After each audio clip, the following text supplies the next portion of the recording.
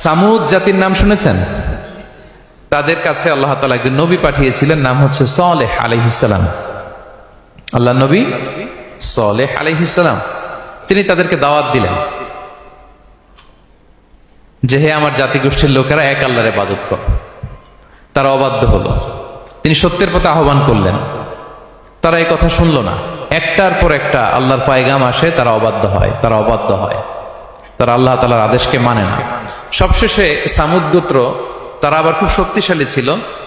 তারা পাহাড় কেটে আর্কিটেকচার করে, ডিজাইন করে কিভাবে আবাসন তৈরি করতে হয় পাহাড়ি এলাকায়, মাউন্টেইন এলাকায় কিভাবে আবাসন তৈরি করতে হয়, এটার ব্যাপারে এক্সপার্ট ছিল। কিন্তু তারা সালেহ আলাইহিস সালামকে বলল, সালেহ তুমি পাগল, তুমি জাদুকর, তুমি যে আল্লাহর কথা বলছো আমরা মানবো এক শর্তে, যদি এই পাহাড়ের ভেতর থেকে 10 মাস গর্ভধারিণী একটা উট যদি বের করে আনতে পারো, এমন একটা শি ক্যামেল উট যদি বের করে আনতে পারো, যেই ওটের পেটের ভেতরে একটা বাচ্চা থাকবে এবং ওটটা পাহাড় থেকে বের হয়েই বাচ্চা ভূমিষ্ঠ করবে, এরপরে ওটের দুধ যেন আমরা খেতে পারি, তুমি যদি এটা দেখাইতে পারো তাইলে বুঝবো তুমি সত্য নবী। দোয়া করলেন, আল্লাহ আমার এই জাতি সামুদ, তারা তো চেয়েছে যে পাথর ভেতর থেকে যদি একটা উট বেরোয়, ওট যদি বাচ্চা দেয় আর দুধ দেয়, তাহলে তারা তোমাকে মেনে নেবে। আল্লাহ তুমি মেহেরবানি করে এই মিরাকেল, এই মুআজিজা তুমি তাদের দেখিয়ে দাও। আল্লাহ তাআলা দোয়া কবুল করলেন। হাজার হাজার মানুষের সামনে চাক্ষুষ দিবালোকের মুহূর্তে পাথর ভেঙে একটা উট বেরিয়ে এলো বিশাল আকৃতির, এবং 10 মাস গর্ভধারিণী উট, সাথে সাথে এই উট বেরিয়ে বাচ্চা প্রসব করবে, এবং সাথে সাথে এই ওলান থেকে উটের দুধ বেরোতে লাগলো। হাজার হাজার লোক এটার ওলান থেকে দুধ নিয়ে তারা তৃপ্ত হলো। আচ্ছা, এই মুহূর্তে তাদের কি করা উচিত ছিল বলেন তো?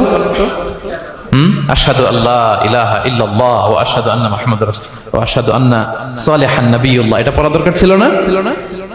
দরকার ছিল। কিন্তু তারা একের পর এক ওয়ার্ড তুমি করতে করতে করতে করতে চাক্ষুষ দিনের বেলা এত বড় একটা মুআজিজা দেখার পরেও তারা অস্বীকার করলো। সাল্লাল্লাহু আলাইহি ওয়াসাল্লাম বললেন, তোমরা তোমাদের ওয়াদা পূরণ করো।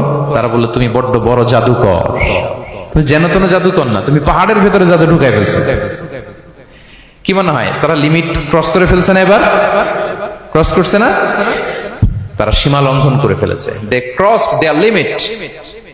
এবার তো আর ছাড় দেয়া যায় না, কারণ আমি আপনাদের বলেছি শুরুতে যে আল্লাহ সব সময় ধরে না, কিন্তু যখন ধরে ছাড়ে না। আযাব চলে আসলো। কি আযাব? আর্থকোয়েক, রাজফা, পুরো ভূখণ্ড কেঁপে উঠলো।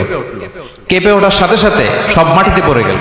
2 নাম্বার আসলো সাউন্ড ওয়েভ, শব্দ নিনা, প্রচন্ড শব্দ তরঙ্গ। জিবরাইল আলাইহিস সালাম ওই এলাকার উপরে এসে এমন জোরে চিৎকার মারলেন, ওই চিৎকারে সামুদ গোত্রের প্রতিটি লোক কানের পর্দা ফেটে মুহূর্তের মধ্যে লাশ হয়ে জমিনে পড়ে রইল। Because they cross their limit. তারা তাদের লিমিট ক্রস করেছে। আর যারা লিমিট ক্রস করে, যারা সীমা লঙ্ঘন করে, তাদেরকে আল্লাহ তাআলা পছন্দ করেন না।